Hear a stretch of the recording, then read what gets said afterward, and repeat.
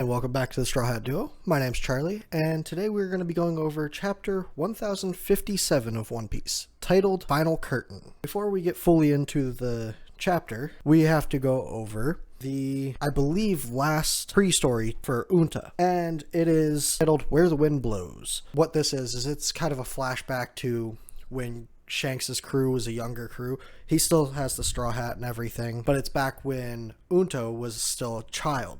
Baby. And yeah, they're all sitting there and they're like, why isn't this kid sleeping? What do we have to do to get her to stop crying? They don't know how to take care of kids. It's obvious. Crew full of younger guys.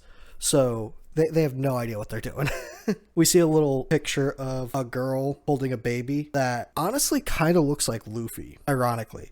And actually, that made me think about something. We don't know who Nami's parents are. We don't know who Luffy's mom is. We do know that Luffy, dad, is a revolutionary and goes around to different towns liberating them. And they are enemies of the Marines. So the Marines fight them, the same as pirates. We know that Nami was found in a war-torn town that the Marines were fighting in.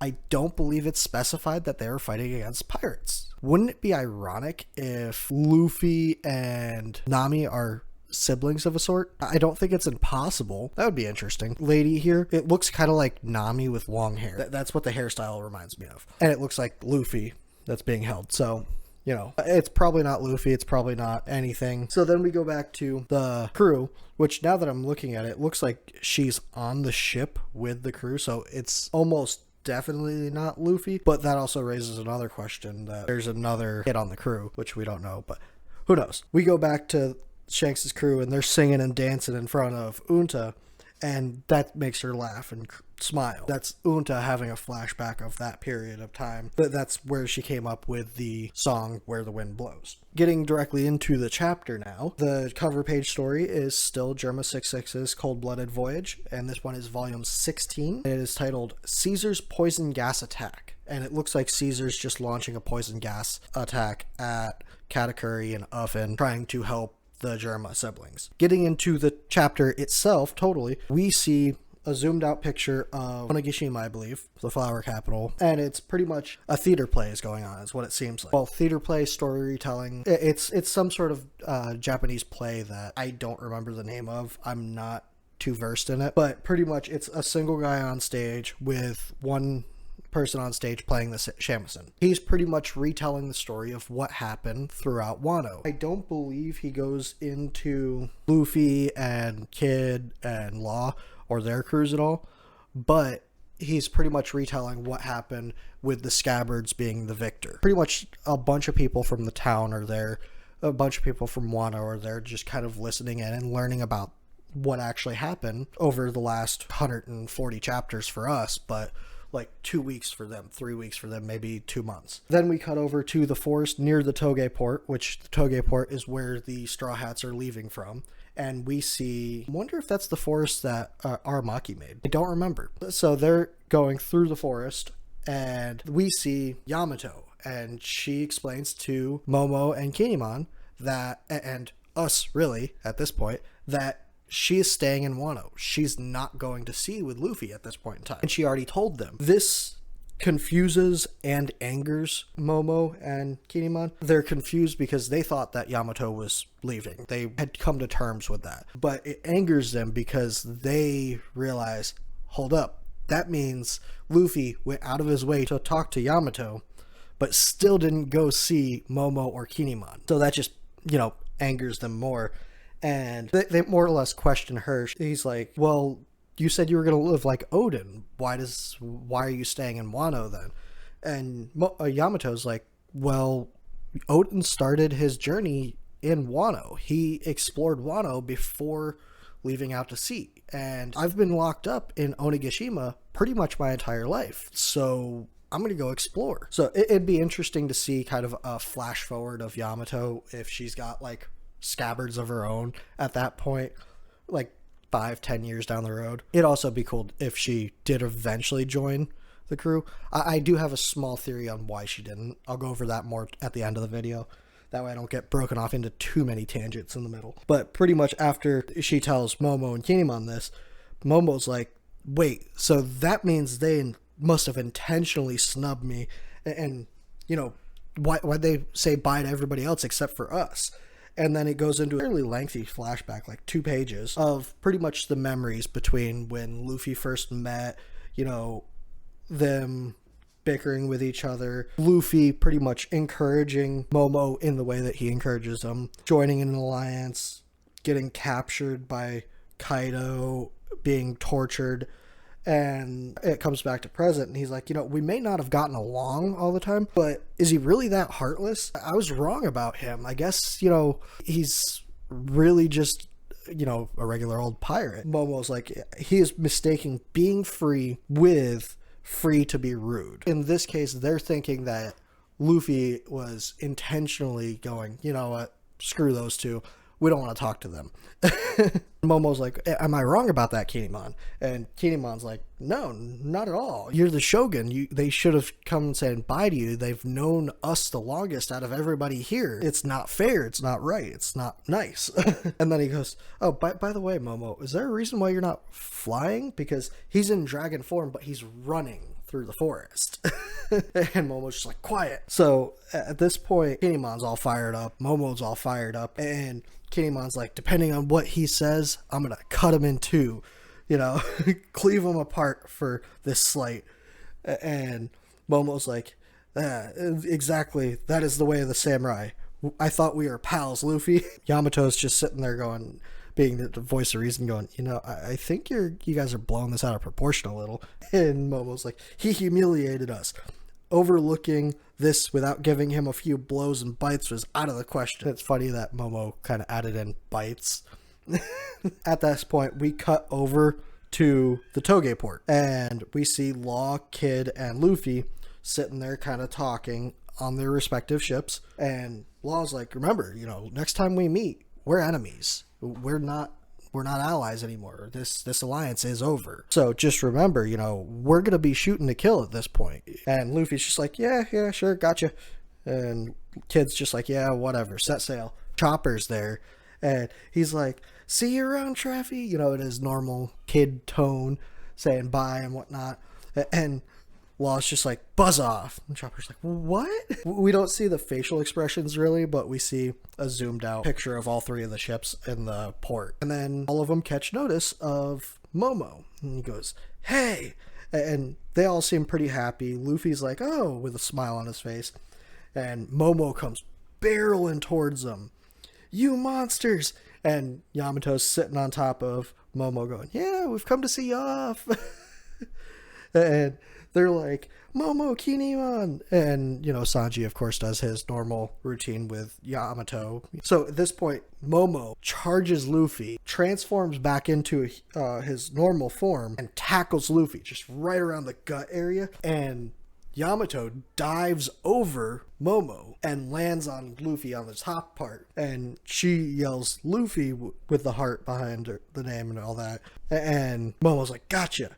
And Luffy's just like, what's going on? What the hell? At this point, we see Kinemon in the background. He's like, Luffy, you bastard, what's the meaning of this? Why did you abandon us? Leave without saying a word to us? We've known you the longest. Why would you do that to us? You've angered the Shogun. What do you have to say for yourself? And of course, at this point, Luffy's like, what's the big deal? We're meeting now, aren't we? You know, you're here. We're saying bye. You didn't do anything wrong, right? I think that he had actually planned for Momo and Kinemon to meet with Yamato, and Yamato to tell them where they're going because of what happens shortly here. I think this was planned on Luffy's end or the Straw Hats crew to an extent. The implication of it. I think what Luffy does next is what was planned by Luffy. So at this point, we get a like a shading picture of Momo's face. And he looks all angry, evil. He's like, and he's deathly serious. He's like, Luffy, this is an edict from the Shogun. And then he just starts bawling his eyes out. Snot, tears, drool, all of it. He's just bawling his eyes out. He's like, please don't leave. It'll be so lonely. I want to be with you forever. It can't end like this. And Kinemon's just like, damn it. He was acting like a real shogun. Now he's just a bubbling kid again.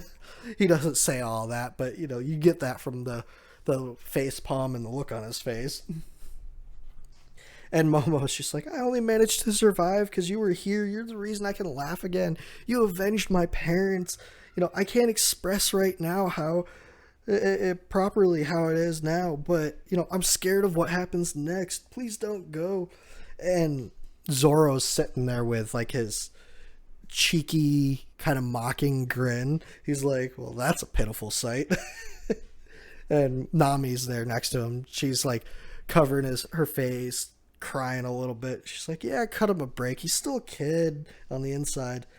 And this is where we also have to remember, Momo may be 28 here, but that's only physically. Mentally, he's only 8. He got his body aged up, not his mind.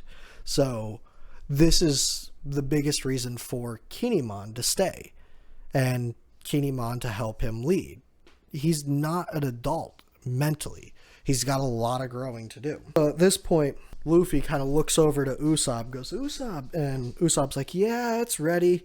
And I can almost tell you exactly how this part's going to be animated. Pretty much Usopp throws something to Luffy, and I can guarantee what happens, or what is going to happen, is Luffy is going to pretend like he's going to catch it and then just kind of step out of the way, and it's going to smack Momo right in the face, just cover his face, and it ends up like engulfing him, and we see this is a flag. It's a Jolly Roger. It's the Straw Hat's Jolly Roger. Then Luffy says, you know, we've been waiting all this time here so we could give this to you. I wanted to give this to you. That's why we've been waiting here. You can't play the big tough Shogun with me, Momo. Even if you're a bit bigger now, I know what you're like on the inside. You know, explaining that, you know, you're still a kid. You're still an 8-year-old kid. He's like, you're small, or you're a small, weak dummy, but I think of you as a little brother. And Momo's still just bawling his eyes out, and then he realizes what was given to him. He's like, this is a flag? And Luffy says, you remember, when times get tough, look to the flag and remember your seafaring journey. You know, hang it up somewhere here at Wano. If any major bad news comes a knocking, just point them to it. It'll lead them, or it'll let them know that screwing with our friends is the same as screwing with us. And Momo's still crying. He's like, does that mean I'm one of you guys now? And Luffy's kind of looks up and goes, Kinemon, Yamato, Momo, if any of you guys ever want to become pirates, I'll come for you right away. And Yamato's all excited. She's like, yeah, all right. And Kinemon's just there with a smile on his face, laughing and giggling. Luffy also revises a bit. He's like, yeah, just remember, I won't have weaklings on my crew. So shape up. Not mentioning, but kind of hinting towards Momo. As they start to sail away, he goes, take care of him, Yamato. Momo's still on the ground, bowing, crying. And Kinemon's like, yeah, keep it together, Shogun.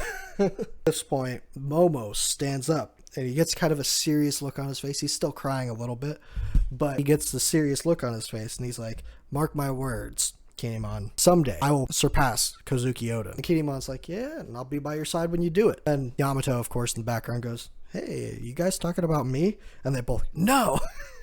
Now we cut over to the ship, the Straw Hat ship, and we see Nami with, I believe, a map in her hand, and she's like, okay, well, you know, let's go for the Kakumine, the main port. You know, there's a lift there that can take ships from where Wano is down to sea level safely. Brook and Chopper are like, whew, I was scared. I thought we were gonna have to go down the waterfall since that's how we got up. And they look relieved. Zoro just looks indifferent, and Luffy's sitting there looking over into the water. Kid must have overheard them or something, and he's gotta pick a fight, you know? He's like, yeah, that would make sense. You guys use the main port, you know, gotta go the safe route.